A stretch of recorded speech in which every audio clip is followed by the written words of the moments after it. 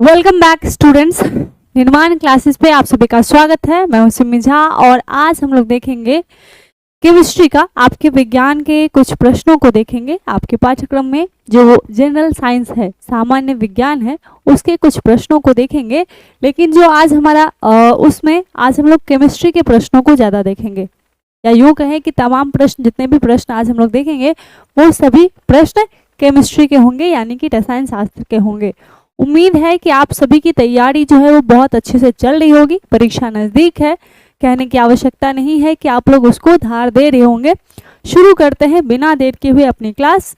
लेकिन उससे पहले अगर आप चैनल पर नए हैं तो चैनल को सब्सक्राइब कर लीजिएगा, ताकि रोज होने वाली क्लासेस को आप अटेंड कर सके। इसके साथ ही जितने भी आपके सहपाठी हैं जो कि बिहार दरोगा की तैयारी कर रहे हैं, उन तमाम दोस्तों को जरूर शेयर कीजिएगा, ताकि वो अपनी तैयारी को मजबूत कर सकें। चलिए शुरू करते हैं आज की हमारी क्लास। पहला जो प्रश्न है, चूंकि पिछली वीडियो में जो है वो सिर्फ हिंदी में था, तो कुछ बच्चों का कमेंट मैंने देखा था, उनका कहना था कि मैम हिंदी और इंग्लिश दोनों में लाइए, यानी कि बाइलिंगुअल लाइए। तो आज मैंने कोशिश की है दोनों ही भाषाओं में, दोनों ही लैंग्वेजेस में प्रश्न को लाने की। पहला प्रश्न है कि आधुनिक रसायन शास्त्र का जनक किसे कहा जाता है, यानी कि who is called the father of modern chemistry. विकल्प है रदरफोर्ड, आइंस्टीन, लेवोजियर और सीबी रमन। हमारा सही जवाब हो जाएगा कि मॉडर्न केमिस्ट्री यानी कि आधुनिक रसायन शास्त्र का जनक कहा जाता है लेवोजियर को। तो हमारा विकल्प सी जो है वो सही जवाब हो जाएगा। ठीक है, बढ़ते हैं अगले प्रश्न की ओर। अगला प्रश्न है कि परमाणु के केंद्र का धनावेशित हिस्सा क्या कहलाता है, यानी कि the positively charge part of the centre of an atom is called proton, neutron, electron और न्यूक्लियस, अथवा इनमें से कोई नहीं, उपर्युक्त में से एक से अधिक। तो मान लेते हैं यह एक एटम है जिसमें ये इसके ऑर्बिट्स हैं, जिसमें कि इलेक्ट्रॉन घूमता है और इसमें जो है न्यूट्रॉन और प्रोटॉन रहते हैं।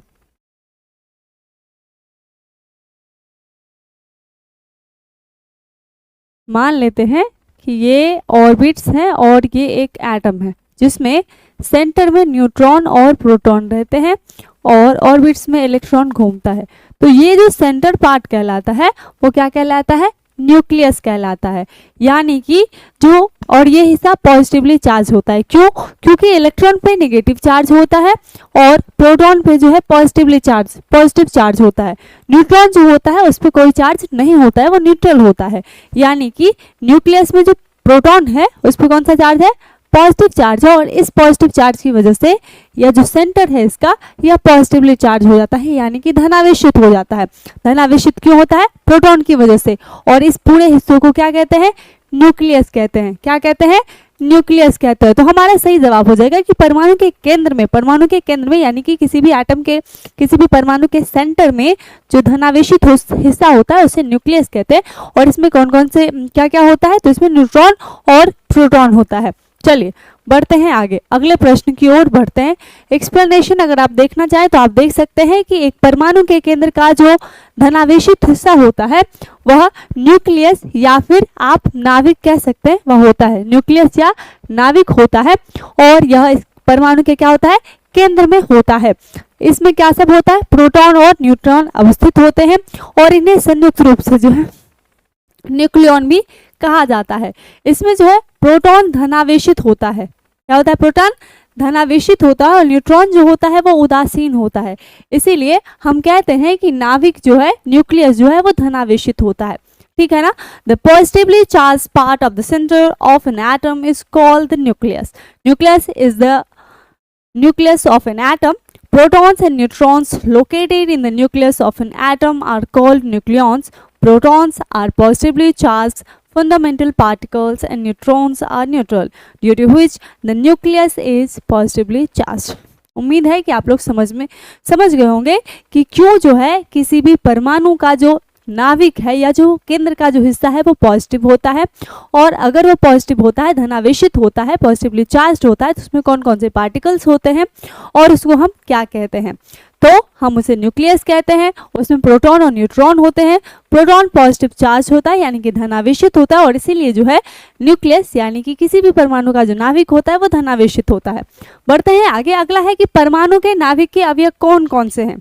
देख लीजिए, अभी मैंने बताया आप लोगों को परमाणु के नाभिक के अवयव कौन कौन से हैं, यानी कि the components of N atomic nucleus. The components of N atomic nucleus क्या क्या होता है। विकल्प है इलेक्ट्रॉन और प्रोटॉन, इलेक्ट्रॉन और न्यूट्रॉन, प्रोटॉन और न्यूट्रॉन, इलेक्ट्रॉन प्रोटॉन न्यूट्रॉन।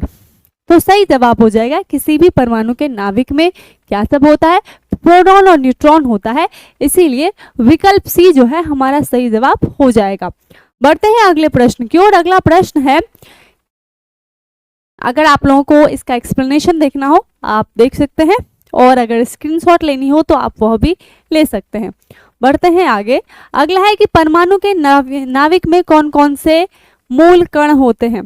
देखिए, आप देख रहे हैं कमोबेश सभी प्रश्न जो है वो एक दूसरे से रिलेवेंट है, या कहेंगे कि एक जैसे ही हैं। बस यह जो है पैटर्न में समझा रही हूँ कि जब परीक्षा में प्रश्न आते हैं तो वो किस तरीके से पूछे जाते हैं। एक ही प्रश्न को आपने देखा होगा कि कितने तरीके से पूछा गया है, ठीक है ना। अगला है कि परमाणु के नाभिक में कौन से मूल कण होते हैं। Electron neutron, electron proton, proton neutron और केवल इलेक्ट्रॉन, अथवा इन उपर्युक्त सभी, अथवा इनमें से कोई नहीं। तो सही जवाब हो जाएगा कि किसी भी परमाणु के नाभिक में कौन कौन से मूल कण होते हैं, प्रोटॉन और न्यूट्रॉन, ठीक है ना। कौन कौन से फंडामेंटल एटम्स होते हैं या फंडामेंटल जो कण होते हैं वो कौन कौन से होते हैं, तो वो होते हैं प्रोटॉन और न्यूट्रॉन। अगला प्रश्न है कि निम्नलिखित में से कौन सा विकल्प जो है वो गलत है, यानी कि जितने भी ऑप्शंस दिए हैं इन चारों में से एक ऑप्शन है जो कि गलत है। क्या क्या है।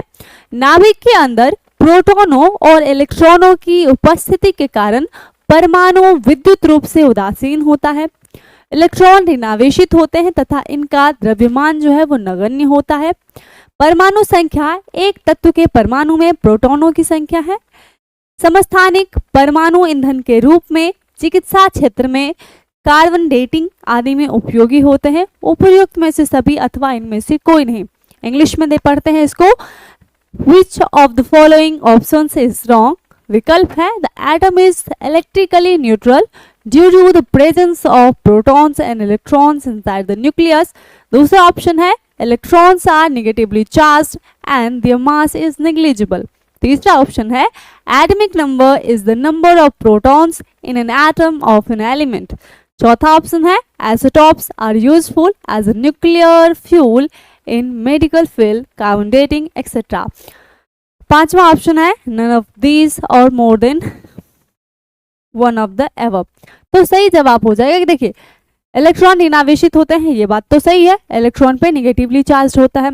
उसके बाद कहता है कि परमाणु संख्या जो है वो किसी के तत्व के परमाणु में प्रोटॉनों की संख्या है, ये बात भी सही है। और समस्थानिक परमाणु जो होते हैं ईंधन के रूप में, चिकित्सा के क्षेत्र के रूप में, कार्बन डेटिंग के रूप में ये भी इस्तेमाल किए जाते हैं। हमको गलत ढूंढना है तो कहते हैं कि नाभिक के अंदर प्रोटॉन और इलेक्ट्रॉन होते हैं। इलेक्ट्रॉन तो नहीं होता है, क्या होता है, न्यूट्रॉन होता है, इसीलिए है यह गलत होगा और हमारा सही जवाब हो जाएगा विकल्प ए जो है वो सही जवाब हो जाएगा। अगला प्रश्न देखते हैं। इसको एक्सप्लेन करने की जरूरत तो है नहीं कि आप सभी को पता है कि परमाणु के न्यूक्लियस में जो है, परमाणु के नाभिक में जो है वो प्रोटॉन और न्यूट्रॉन होते हैं। इलेक्ट्रॉन जो होता है वो ऑर्बिट में या कक्षा में घूमता रहता है। चलिए अगला प्रश्न देखते हैं। अगला प्रश्न है कि आणविक संरचना के बारे में निम्नलिखित में से कौन सा कथन सही है। कहता है कि which of the following statement about the molecular structure is correct। विकल्प है न्यूट्रॉन एवं इलेक्ट्रॉन न्यूक्लियस में होते हैं तथा प्रोटॉन न्यूक्लियस के इर्द गिर्द चक्कर लगाते हैं। इलेक्ट्रॉन तथा प्रोटॉन न्यूक्लियस में होते हैं तथा प्रोटॉन न्यूक्लियस के इर्द गिर्द चक्कर लगाते हैं। अगला है कि प्रोटॉन एवं न्यूट्रॉन न्यूक्लियस में होते हैं, इलेक्ट्रॉन न्यूक्लियस के इर्द गिर्द चक्कर लगाते हैं। प्रोटॉन, न्यूट्रॉन तथा इलेक्ट्रॉन सभी न्यूक्लियस में होते हैं, यानी कि neutrons and electrons are in the nucleus and protons revolve around the nucleus. अगला है electrons and protons are in the nucleus and protons revolve around the nucleus. Protons and neutrons are in the nucleus and electrons revolve around the nucleus. Protons, neutrons and electrons are all present in the nucleus. हमने देखा था, मैंने आप लोगों को बताया था कि प्रोटॉन और न्यूट्रॉन जो होता है वो न्यूक्लियस में होता है और इलेक्ट्रॉन जो है इसके चारों ओर घूमता रहता है। देखते हैं यह जवाब कहाँ है। प्रोटॉन और न्यूट्रॉन न्यूक्लियस में होते हैं, इलेक्ट्रॉन न्यूक्लियस के चार इर्द गिर्द चक्कर लगाता है, यानी कि यह जो जवाब है विकल्प सी वह हमारा सही जवाब हो जाएगा। ठीक है, बढ़ते हैं आगे। आज के जो प्रश्न है वो एटॉमिक स्ट्रक्चर यानी कि आणविक संरचना जो होती है उसके बारे में है। उम्मीद है कि इस टॉपिक से बनने वाले तमाम प्रश्न आप देख लेंगे और इसमें कोई कंफ्यूजन नहीं रहेगा, लेकिन इसके बावजूद अगर आपको किसी भी प्रश्न में कोई डाउट रहता है तो आप मुझे कमेंट करके बता सकते हैं, मैं कोशिश करूंगी आपके डाउट्स को क्लियर करने की। चलिए अगला प्रश्न है कि निम्नलिखित में से कौन सा अणु का भाग नहीं है। इनमें से जो चार option, which of the following is not a part of molecule, किसी भी मॉलिक्यूल का या अणु का भाग नहीं है। कौन? इलेक्ट्रॉन, प्रोटॉन, न्यूट्रॉन और फोटोन। तो इलेक्ट्रॉन रिवॉल्व करता है, प्रोटॉन और न्यूट्रॉन जो है वो न्यूक्लियस में होता है, फोटोन नहीं होता है। क्यों? क्योंकि फोटोन एनर्जी है, जो सूर्य से जो सनलाइट आती है ना, वो जो ऊर्जा है उसको हम फोटोन एनर्जी कहते हैं। तो यहाँ पे फोटोन जो है यह किसी भी मॉलिक्यूल का पार्ट नहीं है, किसी भी मॉलिक्यूल किसी भी अणु का भाग नहीं है, जबकि इलेक्ट्रॉन, प्रोटॉन और न्यूट्रॉन इसके भाग हैं। विकल्प डी सही जवाब हो जाएगा। एक्सप्लेनेशन आप देख सकते हैं कि इलेक्ट्रॉन, प्रोटॉन एवं न्यूट्रॉन परमाणु के मूल अवयव हैं, जबकि फोटोन जो है वो ऊर्जा के बंडल यानी पैकेट्स होते हैं जो प्रकाश के वेग से चलते हैं। सभी प्रकार की विद्युत चुम्बकीय किरणों का निर्माण इन्हीं मूल कणों से होता है। चलिए अगला बढ़ते हैं। एक ही प्रकार का परमाणु निम्न में से किसमें होता है? In which of the following is the same type of atom found? खनिज यौगिक, मिनरल कंपाउंड, खनिज मिश्रण, मिनरल मिक्सचर, प्राकृतिक तत्व और उपयुक्त में से कोई नहीं, इनमें से सभी। तो सही जवाब हो जाएगा एक ही प्रकार का परमाणु बोल रहा है। किसमें होगा? प्राकृतिक तत्व में होगा। जो नेचुरल एलिमेंट होंगे उनमें एक ही तरह का तत्व होगा, एक ही तरह के परमाणु, एक ही तरह के एटम्स होंगे। विकल्प सी सही जवाब हो जाएगा। अगला प्रश्न देखते हैं। कहते हैं कि एटम में न्यूट्रॉन की खोज किसने की है? किसी भी एटम में जो न्यूट्रॉन होता है जो कि न्यूक्लियस में होता है उसकी खोज किसने की है? Who discovered neutron in atom? तो सही जवाब विकल्प है J Thomson, James Chadwick, Rutherford और न्यूटन। तो सही जवाब हो जाएगा जेम्स चैडविक। विकल्प बी जो है हमारा सही जवाब हो जाएगा। चलिए बढ़ते हैं अगले प्रश्न की ओर। रदरफोर्ड ने एक परमाणु में न्यूट्रॉन के अस्तित्व को प्रस्तावित किया था, किंतु न्यूट्रॉन की खोज 1932 में, न्यूट्रॉन की खोज कितने ईस्वी में? 1932 ईस्वी में। किसने की थी? तो जेम्स चैडविक ने की थी और उन्होंने पता लगाया कि बेरिलियम तथा अन्य परमाणुओं पर यदि तीव्र गति वाले कण की बमबारी की जाए, बम्बार्डमेंट की जाए, तब उसमें से विद्युत उदासीन कण निकलते हैं और उन्हीं को क्या नाम दिया गया? न्यूट्रॉन्स दिया गया। चलिए आगे बढ़ते हैं। कहते हैं निम्नलिखित में से एक अणु परमाणु कण नहीं है। इनमें से कौन है जो इन which of the following is not an molecular atomic particle? Neutron, proton, electron और न्यूट्रॉन। तो न्यूट्रॉन जो है वो एटॉमिक मॉलिक्यूलर एटॉमिक कण नहीं है, मॉलिक्यूलर एटॉमिक पार्टिकल नहीं है। ठीक है, इलेक्ट्रॉन, प्रोटॉन और न्यूट्रॉन है। विकल्प डी सही जवाब हो जाएगा। अगला प्रश्न देखते हैं। अगला प्रश्न कहता है कि बहुचर्चित गॉड पार्टिकल्स क्या है? यानी कि the much talked about the God particle. God particle क्या है? गॉड पार्टिकल क्या है? ये न्यूट्रिनो है, लेप्टॉन्स है, हिग्स बोसॉन्स है और मेसॉन्स है। तो सही जवाब हो जाएगा गॉड पार्टिकल क्या है जिनकी बहुत चर्चा है, जिनको हिग्स बोसॉन कहा जाता है, वो जिन्हें गॉड पार्टिकल्स कहा जाता है वो कौन से हैं? तो हिग्स बोसॉन को गॉड पार्टिकल्स के नाम से जाना जाता है। विकल्प सी सही जवाब हो जाएगा। हिग्स बोसॉन एक मूल कण है जिसका प्रथम परिकल्पना वर्ष 1964 में की गई थी। इसका प्रायोगिक सत्यापन जो है वह 14 मार्च 2013 को किया गया। वैज्ञानिक समुदाय के बाहर और मीडिया द्वारा अक्सर इस कण को ईश्वरीय कण या गॉड पार्टिकल्स कहा जाता है। हिग्स बोसॉन कण की खोज करने वाले वैज्ञानिकों की जोड़ी ब्रिटेन के पीटर हिग्स और बेल्जियम के फ्रांसवा एंगलर्ट को वर्ष 2013 के भौतिक विज्ञान के क्षेत्र में नोबेल पुरस्कार से सम्मानित किया जा चुका है। इसकी सबसे पहले परिकल्पना कब की गई थी? सन 1964 ईस्वी में की गई थी। आगे बढ़ते हैं, कहते हैं कि निम्नलिखित में से कौन सा कण जो है वो आवेश रहित है, यानी कि which of the following particle is charge free, किस पे आवेश नहीं है? अल्फा कण, न्यूट्रॉन, इलेक्ट्रॉन, प्रोटॉन, उपर्युक्त सभी इनमें से कोई नहीं। ठीक है, तो न्यूट्रॉन जो है उस पर कोई चार्ज नहीं होता है, इलेक्ट्रॉन पे नेगेटिव चार्ज होता है, प्रोटॉन पे पॉजिटिव चार्ज होता है, अल्फा कण पे पॉजिटिव चार्ज होता है। तो विकल्प सी जो है हमारा सही जवाब हो जाएगा। चलिए, न्यूट्रॉन विद्युत उदासीन परमाणु कण होता है। न्यूट्रॉन का द्रव्यमान प्रोटॉन के द्रव्यमान के लगभग बराबर होता है और न्यूट्रॉन की खोज सन 1932 ईस्वी में जेम्स चैडविक ने की थी। आगे कहता है कि हीलियम के नाभिक में क्या होता है? हीलियम के नाभिक में क्या होता है, यानी कि the nucleus of helium contains केवल एक प्रोटॉन, दो प्रोटॉन एवं दो न्यूट्रॉन, एक प्रोटॉन एवं दो न्यूट्रॉन। तो हीलियम जो है, हीलियम का एटॉमिक नंबर होता है 2। ठीक है, इसीलिए इसमें जो इलेक्ट्रॉन होता है वो भी 2, प्रोटॉन भी 2 और न्यूट्रॉन भी 2। ठीक है, तो हमसे देख लेते हैं क्या कहता है। केवल एक प्रोटॉन, तो ये तो गलत हो जाएगा। दो प्रोटॉन, ये भी गलत हो जाएगा। दो प्रोटॉन, दो न्यूट्रॉन, तो ये सही जवाब हो जाएगा। ठीक है, दो प्रोटॉन, दो न्यूट्रॉन, सही जवाब हो जाएगा विकल्प C. The nucleus of helium contains 2 protons and 2 neutrons. विकल्प सी सही जवाब हो जाएगा।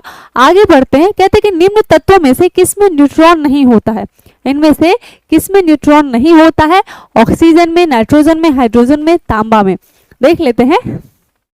ऑक्सीजन का जो है एटॉमिक नंबर होता है 8, नाइट्रोजन का होता है 7, कॉपर का होता है 29 होता है, शायद 29, तो हाइड्रोजन का 1 होता है। ठीक है, इसका जो है इसमें न्यूट्रॉन नहीं होता है। हाइड्रोजन का एटॉमिक नंबर जो है वो 1 होता है और इसमें जो है आपको न्यूट्रॉन नहीं होता है। विकल्प सी हमारा सही जवाब हो जाएगा। आगे बढ़ते हैं, हाइड्रोजन का परमाणु क्रमांक 1 होता है। साधारण हाइड्रोजन के 3 समस्थानिक होते हैं, प्रोटियम, ड्यूटेरियम और ट्रिटियम, जिसमें से प्रोटियम में कोई न्यूट्रॉन नहीं होता है, ड्यूटेरियम में 1 न्यूट्रॉन होता है, ट्राइटियम में 2 न्यूट्रॉन्स होते हैं। लेकिन मूलतः हम कहते हैं कि हाइड्रोजन में कोई न्यूट्रॉन नहीं होता है। आगे बढ़ते हैं, अगला प्रश्न है कि निम्नलिखित में से किसमें ऋणात्मक आवेश होता है? किसमें निगेटिव चार्ज होता है? Which of the following has negative charge? Alpha कण, ए किरण, बीटा कण और गामा किरण। तो सही जवाब हो जाएगा बीटा कण जो होते हैं उनमें निगेटिव चार्ज होता है। विकल्प सी सही जवाब हो जाएगा। अल्फा किरण अल्फा कणों से बनी होती है जो धनावेशित हीलियम नाभिक होते हैं। इसके साथ ही बीटा कण जो है, बीटा कण ये ऋणावेशित इलेक्ट्रॉन एवं गामा किरण जो है वो अनावेशित होते हैं, यानी कि गामा किरणों पे कोई चार्ज नहीं होता है। बीटा किरणें जो है वो ऋणावेशित होती हैं और अल्फा किरणें जो है वो धनावेशित यानी कि पॉजिटिवली चार्ज होती हैं। Alpha positive, beta negative and gamma जो होते हैं वो चार्ज फ्री होते हैं। अगला प्रश्न है कि परमाणु में कक्षों को भरने का क्रम नियंत्रित होता है। The order of filling of orbitals in an atom is controlled by Auer principle, Heisenberg uncertainty principle, Hund's law और Pauli's principle। तो देखो, जैसे आप सभी को पता है सही जवाब तो हो जाएगा ऑवर प्रिंसिपल। तो SPDF मान लेते हैं ये कोई एटम है। ठीक है, ये इसका न्यूक्लियस है, पहला सेल, दूसरा सेल, तीसरा और चौथा।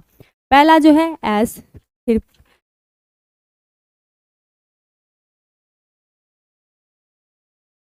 ये है K, L, M और N। और किसी भी ऑर्बिट में जो नंबर ऑफ इलेक्ट्रॉन्स होते हैं वो डिपेंड करते हैं 2n² पे। ठीक है, 2n²। तो पहला सेल जो है उसमें कितना हो जाएगा 2 × 1 का स्क्वायर इज इक्वल टू 2। ठीक है, तो जो इलेक्ट्रॉन होते हैं वो एस में 2 होगा, पी में 8 होगा, डी में कितना हो जाएगा 3 का स्क्वायर, 3 3 9 दूना 18, इसमें 18 हो जाएगा और इसमें तकरीबन 32 होना चाहिए। 4 का स्क्वायर 4 चौक 16 दूना 32, ठीक है ना। तो इन एस पी डी और एफ प्रत्येक में सब में होते हैं। ये पहले वाले में सिर्फ एस होगा, दूसरे में एस और पी होगा, तीसरे में एस पी डी होगा और चौथे में एस पी डी एफ होगा और इसी तरीके से बढ़ता जाता है, ठीक है ना। तो यहाँ जो फीलिंग होगी वो पहले में कितना है, ऐसे होगा, फिर ऐसे होगा। ये मान लेते हैं एस है, ये पी है, ये डी का ऑर्बिट है और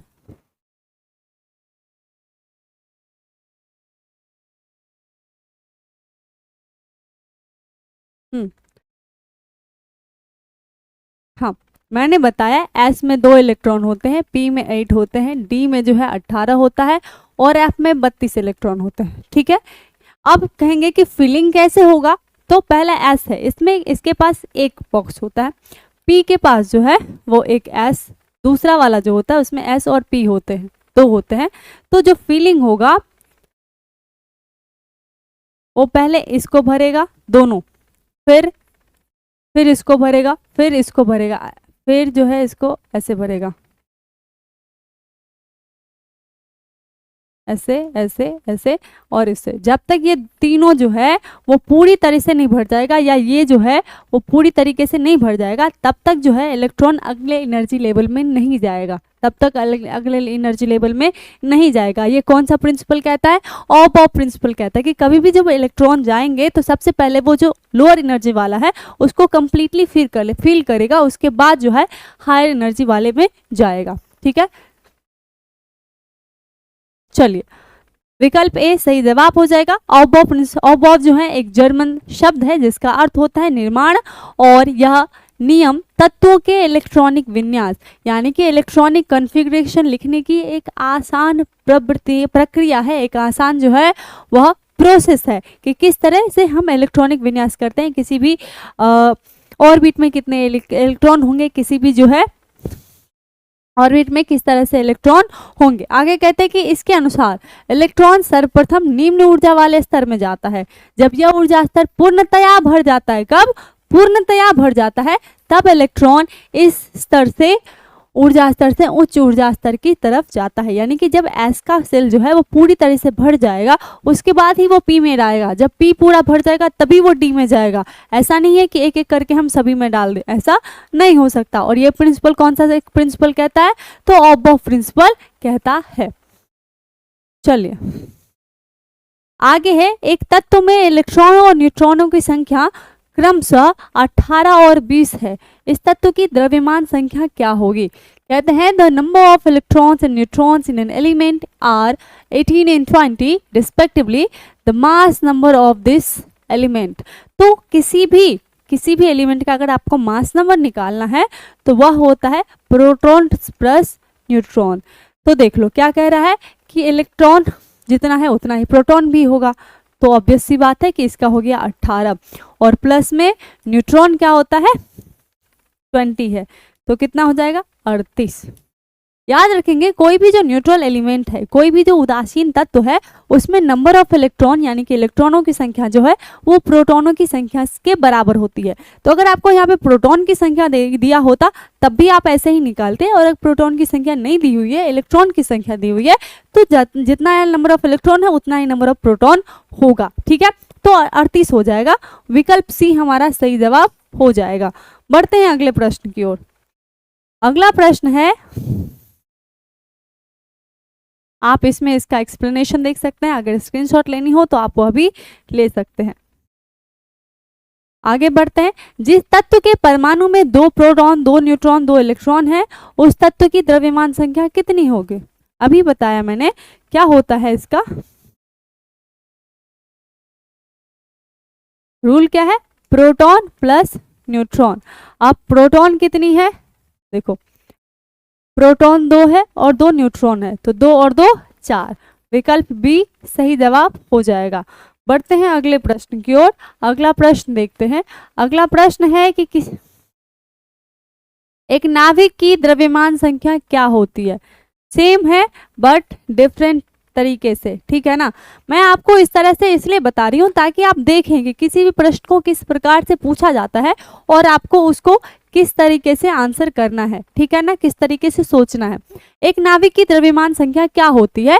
what is the mass number of a nucleus? कहता है पहला, न्यूट्रॉनों और प्रोटॉनों की संख्याओं का योग। न्यूट्रॉनों और प्रोटॉन का कुल द्रव्यमान होता है, हमेशा परमाणु भार से अधिक होगा या हमेशा परमाणु संख्या से कम होगा। जो हमारा सही जवाब हो जाएगा कि क्या होता है, क्या होगा, न्यूट्रॉन और प्रोटॉन की संख्याओं के बराबर होता है। नाभिक की जो द्रव्यमान संख्या होती है वो न्यूट्रॉन और प्रोटॉन के जितने नंबर्स होते हैं उनको ऐड कर देंगे, निकल जाएगा। तो मास नंबर क्या होता है? न्यूट्रॉन और प्रोटॉन की संख्या। विकल्प ए सही जवाब हो जाएगा।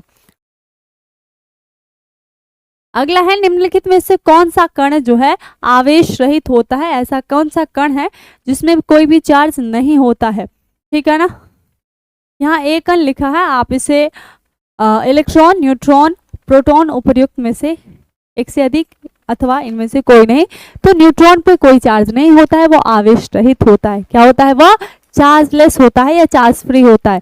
विकल्प सी सही जवाब हो जाएगा। अगला प्रश्न देखते हैं। अगला प्रश्न है कि निम्नलिखित में से किस कण पर जो है वह शून्य आवेश होता है? शून्य आवेश होता है पॉजिट्रॉन, न्यूट्रॉनो, इलेक्ट्रॉन और अल्फा कण। यानी कि which of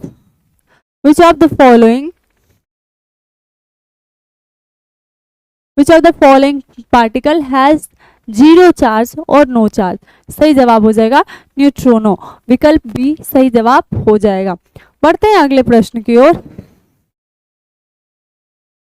हीलियम के नाभिक में क्या होता है? हीलियम के नाभिक में क्या होता है? केवल एक प्रोटॉन, दो प्रोटॉन, दो प्रोटॉन, दो न्यूट्रॉन, एक प्रोटॉन और दो न्यूट्रॉन।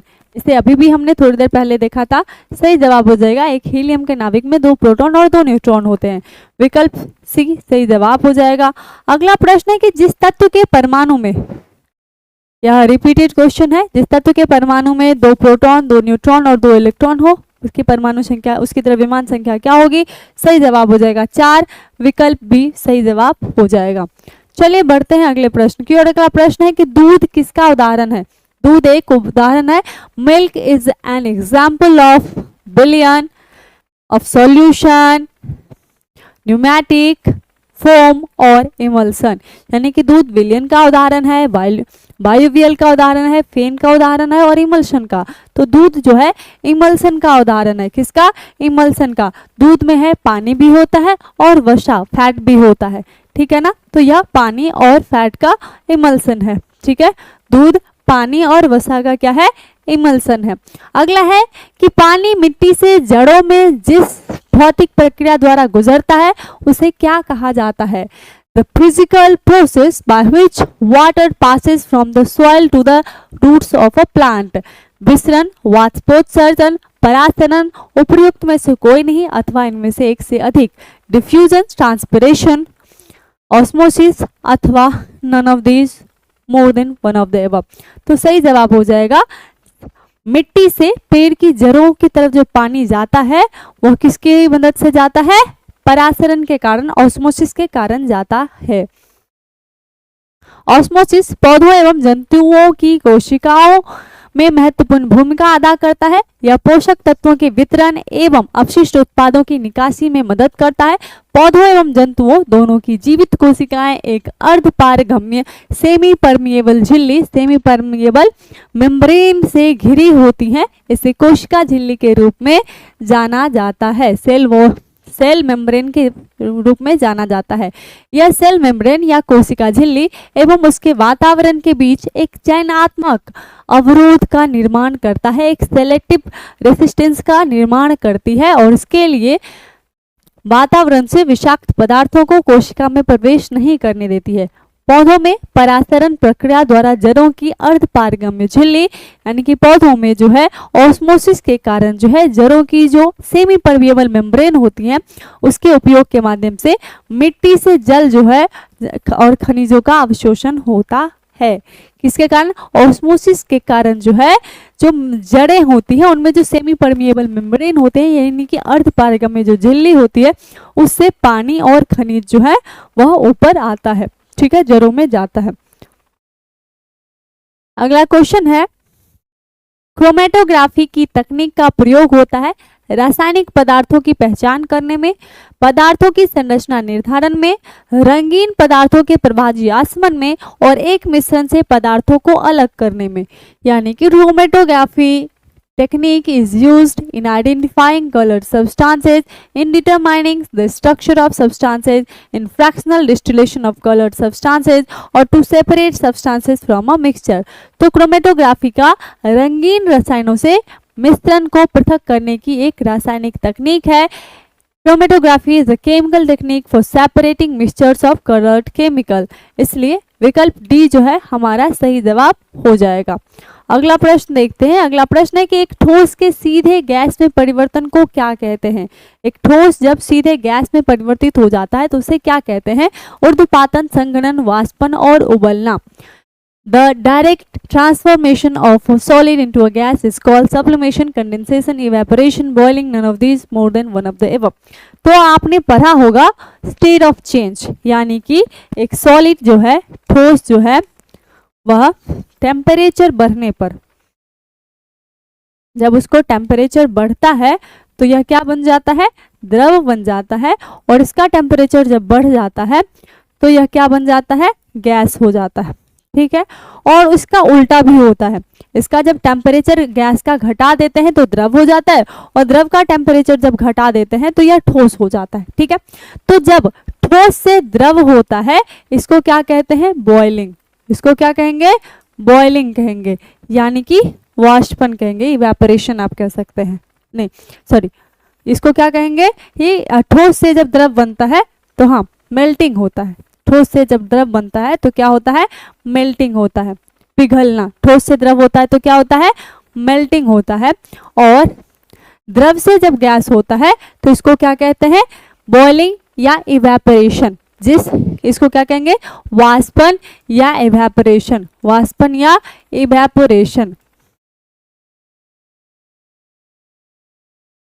और यही गैस जब द्रव बनता है तो इस प्रोसेस को कहते हैं कंडेंसेशन, संघनन। जैसे कि आप देखिएगा कि पानी, जैसे चावल बनाते हैं, ढक्कन ढकते रहते हैं, और ढक्कन जब आप उठाइएगा तो देखेंगे थोड़ी देर के बाद बहुत सारे, जब निकालिएगा उसको थोड़ी देर रखिएगा, देखिएगा बहुत सारे पानी जो है इस पर जमा हो गया। तो जब हम चावल बना रहे होते हैं तो पानी क्या होता है, इवेपोरेट होता है, वाष्पित होता है, और तली में जाके, जो ढक्कन है उसकी तली में जाके चिपक जाता है वो गैस के फॉर्म में।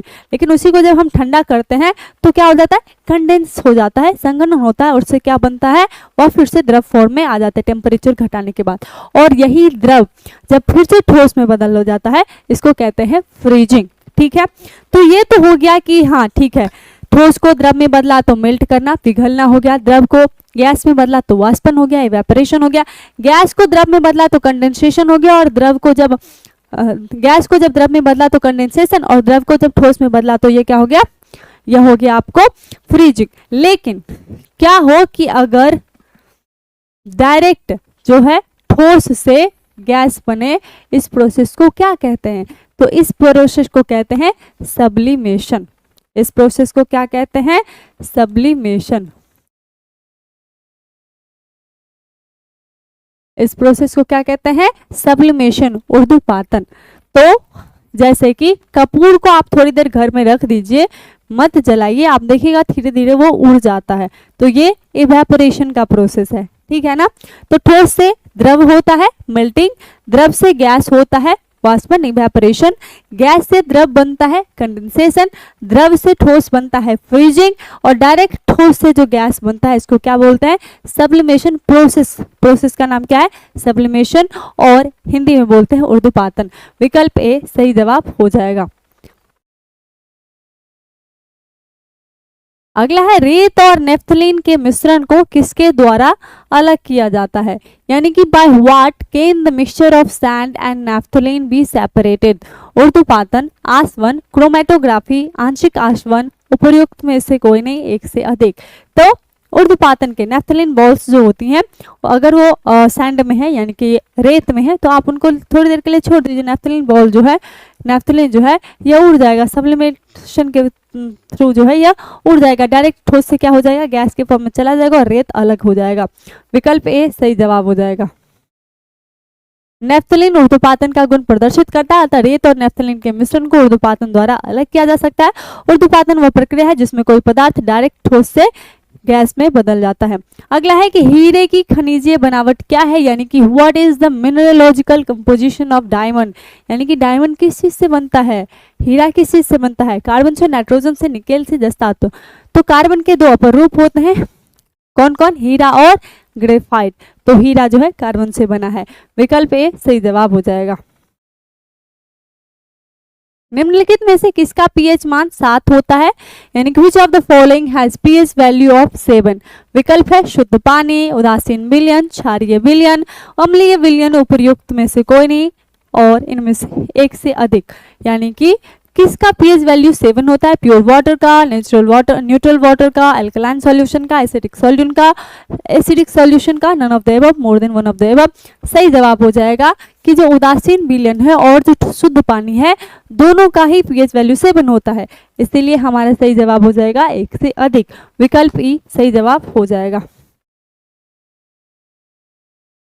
यह था आज का सेशन, आज का प्रश्न। जो भी बच्चे नए होंगे आप निर्माण क्लासेस को सब्सक्राइब कर लीजिएगा ताकि जो भी वीडियोस चैनल पे डाले जाए वह उसका नोटिफिकेशन आपको मिले और आप अपनी तैयारी को मजबूत कर सकें। उम्मीद है कि आज की क्लास आप लोगों को पसंद आई होगी। अगर वीडियो में कहीं पे भी कोई प्रॉब्लम हो, कुछ भी समझ में नहीं आया हो, आप मुझे कॉमेंट करके बता सकते हैं। मैं कोशिश करूँगी आपके डाउट्स को क्लियर करने की। साथ ही मुझे कॉमेंट करके यह भी ज़रूर बताइएगा कि आप मुझसे क्या पढ़ना चाहते हैं, ऐसे कौन से टॉपिक्स हैं में आपको कंफ्यूजन है जो आप मुझसे पढ़ना चाहते हैं। मिलते हैं अगली वीडियो में एक नए लेक्चर के साथ। तब तक के लिए जुड़े रहिए, पढ़ते रहिए, बढ़ते रहिए। शुभ रात्रि।